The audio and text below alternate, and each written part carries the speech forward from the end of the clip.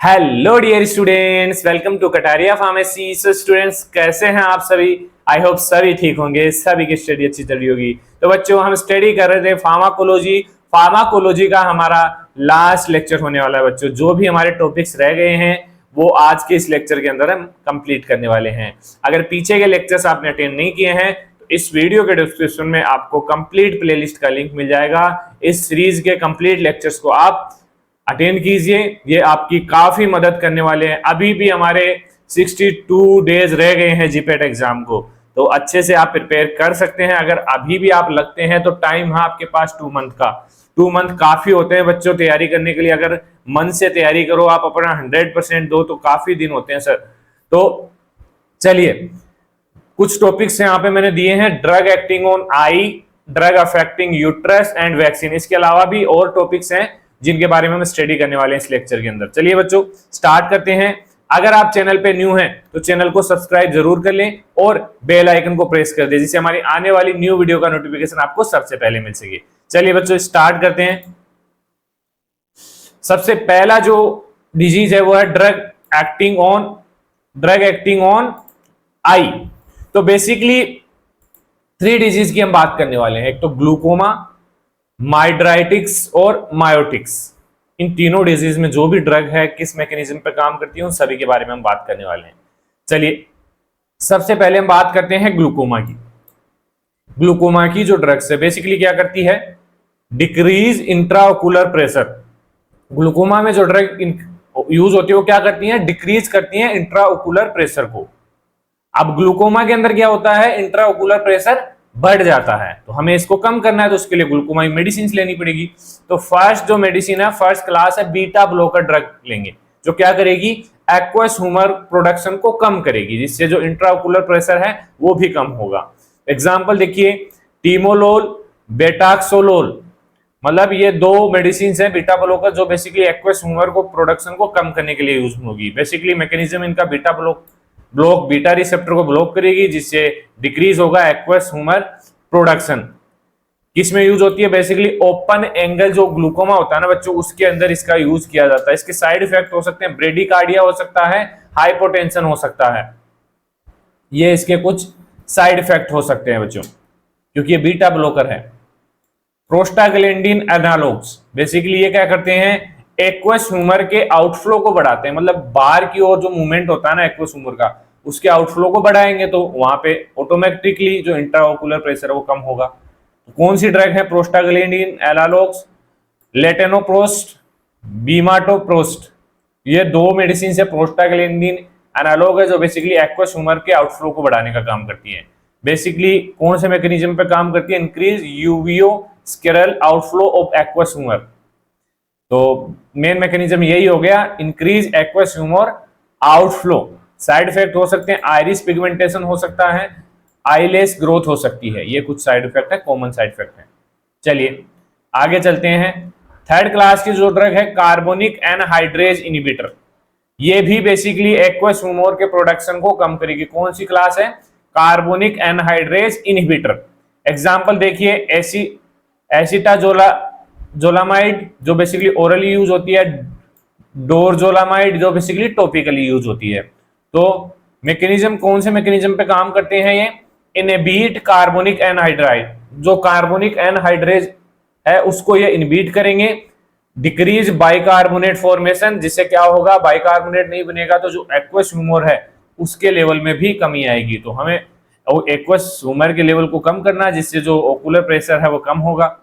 Use basically open angle और close angle दोनों glaucoma के अंदर ये बेसिकली यूज होती है, इस टाइप की ड्रग जो कार्बोनिक एनहाइड्रेज इनहिबिटर हैं। आगे देखिए, फोर्थ अल्फा एगोनिस्ट। जो अल्फा रिसेप्टर है उसको एगोनिस्ट करेगी, जो क्या काम करेगी? Decrease aqueous humour production and outflow को बढ़ाएगी। प्रोडक्शन को कम करेगी और आउटफ्लो को बढ़ाएंगी। एग्जाम्पल है ब्रीमोनिडीन, एप्राक्लोनिडीन। ब्रीमोनिडीन का सबसे ज्यादा यूज किया जाता है इस टाइप की डिजीज के अंदर। तो दोनों ही एग्जांपल्स आपको याद करने हैं बच्चा। मैकेनिज्म ऑफ एक्शन क्या है इनका? Stimulate alpha 2 receptor. जो अल्फा 2 रिसेप्टर होता है उसको स्टिमुलेट करेंगे, जिससे क्या होगा, decrease aqueous humour production and increase outflow. ये इसका मैकेनिज्म है। कॉमन साइड इफेक्ट हो सकते हैं, ओकुलर रेडनेस हो सकती है, थोड़ी बहुत रेडनेस हो सकती है ओकुलर कैविटी में, ड्राई माउथ हो सकता है क्योंकि थोड़ी बहुत मेडिसिन गले के अंदर भी जाती है। तो ये हो गई हमारी मेडिसिन यूज फॉर ग्लूकोमा। अब बात करते हैं माइड्राइटिक्स। माइड्राइटिक्स में क्या होता है, देखिए हमारी आईज रिलैक्सिंग कंडीशन में क्या होती है, जब हम सोते हैं ना, स्लीप करते हैं, तो उस टाइम हमारी आईज रिलैक्स होती है, तो जो पुपिल है ना, पुपिल बेसिकली डायलेट होता है। और जब हम डे टाइम में होते हैं, नॉर्मल कंडीशन में होते हैं, तो हमारी पुपिल कॉन्स्ट्रिक्ट होती है। तो बेसिकली इस चीज के लिए बेसिकली मेडिसिन, प्यूपिल डायलेशन के लिए मेडिसिन यूज होती है एट्रोपिन, ट्रोपिकामाइड, फिनाइलेफ्रिन। तो बेसिकली देखिए मैकेनिज्म कैसे काम करता है इनका। एट्रोपिन एंड ट्रोपिकामाइड ब्लॉक करती है मस्क्यूरिनिक रिसेप्टर, जो पैरासिम्पेथोलाइटिक रिसेप्टर्स होते हैं। बेसिकली देखिए रेस्टिंग कंडीशन में पैरासिम्पेथोमाइमेट जो लाइटिक सिस्टम है वो काम करता है, तो रेस्टिंग कंडीशन में प्यूपिल डायलेट होते हैं, तो इसको ब्लॉक करना है, तो जिससे डायलेट नहीं होंगे। और फिनाइलेफ्रिन क्या काम करता है इसके अंदर, अल्फा 1 एगोनिस्ट है, सिम्फेथोमाइमेटिक एक्शन शो करता है बच्चों। सिम्फेथोमाइमेटिक एक्शन मतलब कॉन्स्ट्रक्शन का काम करेगा, पुपिल को कॉन्स्ट्रिक्ट करेगा। यूज बेसिकली रेटिनल एग्जामिनेशन और यूवीआईटिस ट्रीटमेंट के अंदर बेसिकली इसका यूज किया जाता है। चलिए मायोटिक्स, पुपिल कॉन्स्ट्रक्शन को बोलते हैं मायोटिक्स। बेसिकली एग्जांपल है पिलोकार्पिन, जो कोलिनर्जिक एगोनिस्ट है, सिंथेटिक जो ड्रग्स होती हैं वो बेसिकली यूज होती है पिलोकार्पिन इसके अंदर, मायोटिक्स के अंदर, पुपिल कॉन्स्ट्रक्शन के अंदर। मैकेनिज्म कैसे काम करता है इसका, स्टिमुलेट मस्क्यूरिनिक रिसेप्टर, जो मस्क्यूरिनिक रिसेप्टर्स होते हैं उसको स्टिमुलेट करेगा, जिससे क्या होगा, कॉन्ट्रैक्ट सीलरी मसल्स, जो आईज के अंदर सीलरी मसल्स होती हैं उनको कॉन्ट्रैक्ट करेगा और एक्वस ह्यूमर के आउटफ्लो को बढ़ाएगा। कौन करेगा काम, ये पिलोकार्पिन। यूज होता है basically acute angle and closure glaucoma, दोनों के अंदर ये बेसिकली यूज होता है बच्चों। तो ये हो गए हमारे। चलिए आगे देखते हैं, ड्रग अफेक्टिंग ऑन यूट्रस। तो बेसिकली देखिए यूट्रस के कॉन्स्ट्रक्शन को बोलते हैं ऑक्सीटोक्सिस, टॉक्सिस नहीं टोसिक्स, और रिलैक्सेशन को बोलते हैं टोकोलाइटिक्स। दोनों ही कंडीशंस की रिक्वायरमेंट पड़ती है। तो फर्स्ट हम देखते हैं ऑक्सीटोसिक के बारे में, जो यूटेराइन कॉन्स्ट्रक्शन है, तो इसमें कौन सी मेडिसिन यूजली ली जाती है। देखिए यूटेराइन कॉन्स्ट्रक्शन बहुत जरूरी होता है, तो इसके लिए सबसे पहली जो मेडिसिन है ना वो यूज होती है ऑक्सीटोसिन, जो हार्मोन है। बेसिकली ये कैसे काम करता है, स्टिमुलेट ऑक्सीटोसिन रिसेप्टर, जो ऑक्सीटोसिन रिसेप्टर्स होते हैं उनको स्टिमुलेट करेगा, जिससे क्या होगा, यूटेराइन कॉन्ट्रैक्ट होगा, कॉन्ट्रैक्शन होगा उसके अंदर, जिससे कहां यूज में लिया जाता है इसको, इंडक्शन ऑफ लेबर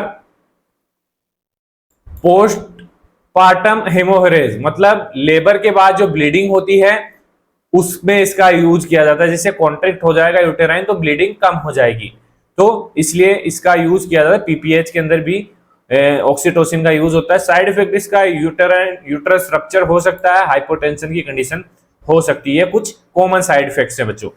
आगे देखिए प्रोस्टाग्लैंडिन। प्रोस्टाग्लैंडिन की जैसे एग्जांपल है मीसोप्रोस्टोल, डाइनोप्रोस्टोन और कार्बाप्रोस्ट, ये एग्जांपल याद रखने हैं बच्चों। ये प्रोस्टाग्लैंडिन E1 रिसेप्टर पे काम करता है, ये प्रोस्टाग्लैंडिन E2 है, और ये कार्बाप्रोस्ट है प्रोस्टाग्लैंडिन अल्फा 2।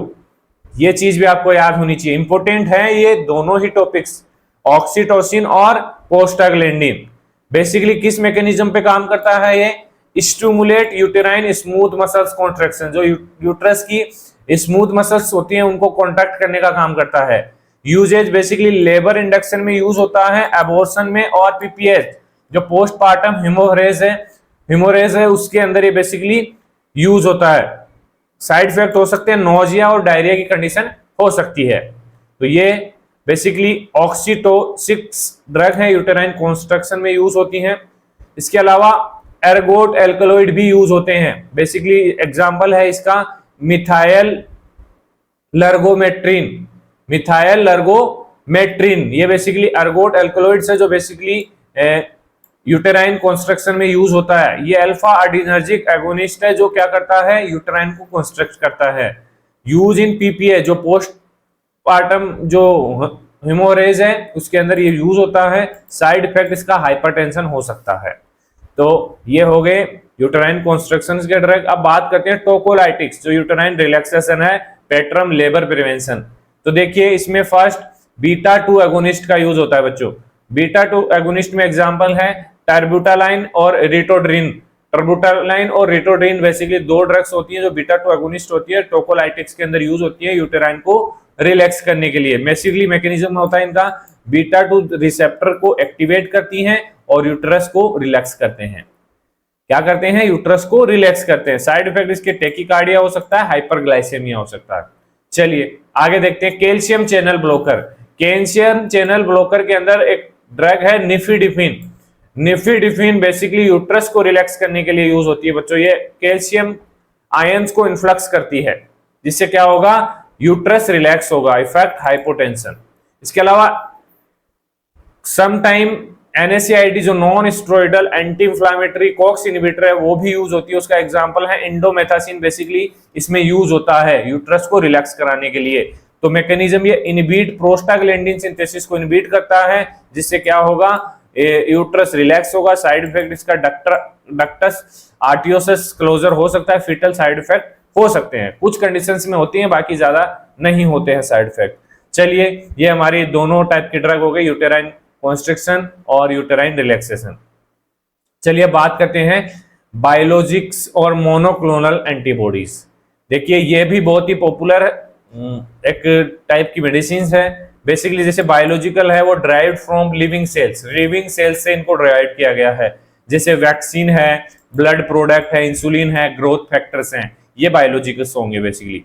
मोनोक्लोनल एंटीबॉडीज, देखिए ये जो एक तरीके से ये 4 पॉइंट है ना बच्चों, ये आपको अच्छे से याद कर लेना, इसमें क्वेश्चन आने के चांसेस बहुत ज्यादा हैं। म्यूरिन, म्यूरिन ओमेब इसका जो सफिक्स है, 100% माउस ओरिजिन से मिली हुई ये एंटीबॉडी है, मोनोक्लोनल एंटीबॉडीज है। बेसिकली इसका एग्जांपल है muromonab, muromonab CD3।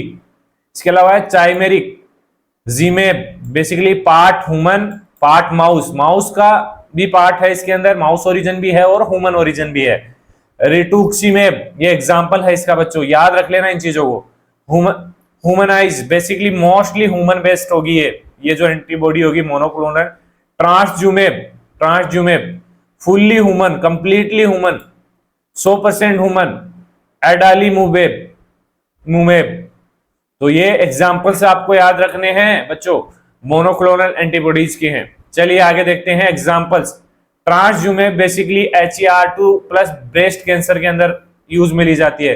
रिटोक्सीमेब basically B cell lymphoma के अंदर यूज होती है। और इन्फ्लक्सीमेब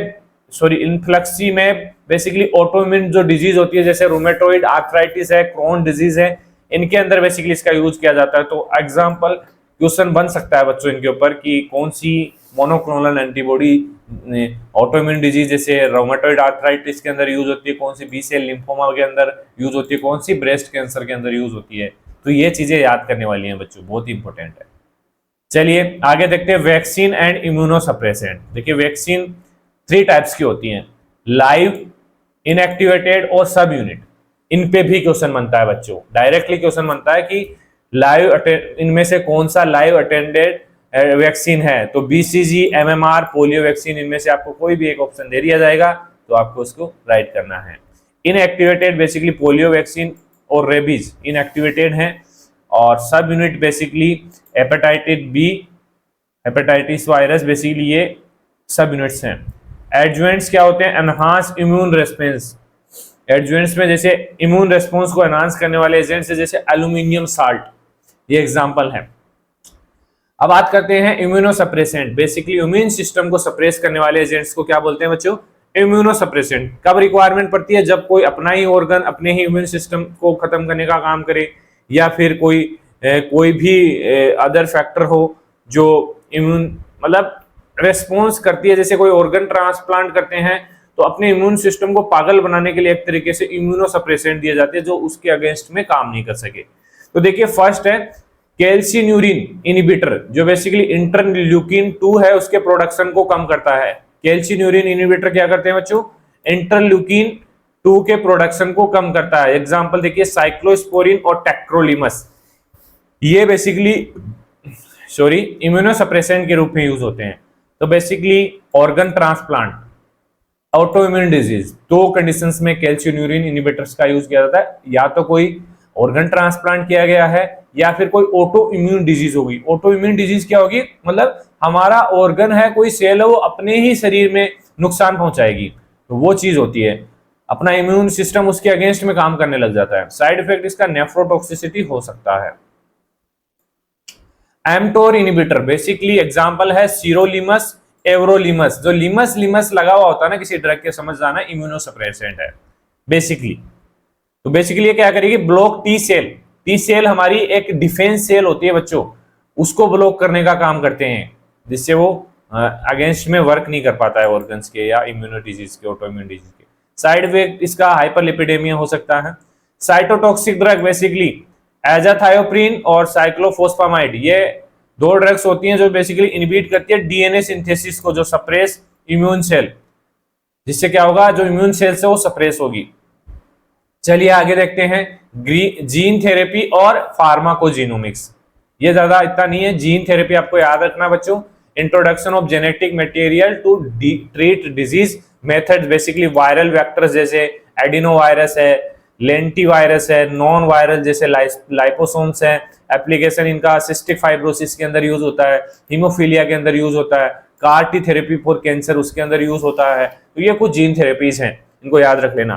फार्माकोजेनोमिक्स क्या होता है, study of genetic variations affecting drug response. ऐसे कुछ जेनेटिक वेरिएशंस जो ड्रग के एक्शंस को, रेस्पॉन्स को अफेक्ट करते हैं, जैसे टीपीएमटी पॉलीमॉर्फिज्म अफेक्ट एजोथायोप्रिन मेटाबॉलिज्म। एजोथायोप्रिन आपने देखा है अभी साइटोटॉक्सिक ड्रग है बच्चों, तो इसके मेटाबॉलिज्म को अफेक्ट करता है टीपीएमटी पॉलीमॉर्फिज्म। उसके अलावा साइपी2C19, ये पॉलीमॉर्फिज्म अफेक्ट क्लोपिडोग्रेल, जो क्लोपिडोग्रेल प्लेटलेट एग्रीगेशन की मेडिसिन होती है, ड्रग होती है, उसको इफिकेसी को कम करने का काम करता है या अफेक्ट करता है। HER2 टेस्टिंग बेसिकली ट्रांसज्यूमेब थेरेपी के अंदर यूज होती है ये। तो ये कुछ पॉइंट्स हैं, आपको याद कर लेने हैं। तो आज के लेक्चर में इतना ही बच्चों। अगर वीडियो अच्छी लगी तो वीडियो को लाइक जरूर करें। हमारा फार्माकोलॉजी का लगभग सिलेबस कंप्लीट हो चुका है बच्चों। कोई भी आपका डाउट है तो आप हमें बता सकते हैं। टेलीग्राम ग्रुप ज्वाइन नहीं किया, ज्वाइन कर लीजिए, आप हमें बता सकते हैं। तो अब इन सभी चैप्टर्स के एमसीक्यूज भी आपको देखने को मिलेंगे। हमने स्टार्ट कर दिया एमसीक्यू सीरीज बच्चों, तो उसको जाके आप रेगुलर अटेंड कीजिए। अब हम स्टार्ट करेंगे जो फार्मास्यूटिकल केमिस्ट्री उसके लेक्चर। तो बने रहना हमारे साथ, सपोर्ट कीजिए। आप लोग देखिए वीडियो को ना तो लाइक करते हैं ना कोई कमेंट करते हैं। यारो थोड़ा तो इतना तो कर ही सकते हैं आप हमारे लिए। इतनी मेहनत हम आपके लिए कर रहे हैं, दिन रात लगे हुए हैं आपके लिए। तो देखिए एक वीडियो आपके लिए लाने के लिए उसके पीछे बहुत मेहनत करनी पड़ती है बच्चों। एक लाइव लेक्चर लाने के लिए भी उसके पीछे बहुत मेहनत करनी पड़ती है। तो बस इस चीज के लिए तो आप लाइक कर सकते हैं ना, कि हम आपके लिए इतनी मेहनत कर रहे हैं। तो जरूर आप क्वालिफाई करेंगे बच्चों। देखो अगर आप 100% आप देंगे ना तो जीपेट इजीली क्वालिफाई कर देंगे। इतना बड़ा एग्जाम भी नहीं है कि आप क्वालिफाई नहीं कर पाओगे इसको। तो डीमोटिवेट बिल्कुल भी नहीं होना है कि हमारे पास टाइम नहीं है बच्चों। टाइम काफी है, आप अपना टाइम तो दीजिए। 60 डेज मिनिमम बचे हैं अभी, तो 60 डेज बहुत होते हैं यार। अगर आप दिन में 6 घंटे भी पढ़ते हैं तो आप लगा लीजिए कितने हो गए, तो इजीली कवर कर सकते हैं। कोशिश कीजिए, कोशिश करोगे तभी तो कुछ रिजल्ट मिलेगा आपको। तो बने रहिए, मिलते हैं नेक्स्ट वीडियो में। धन्यवाद।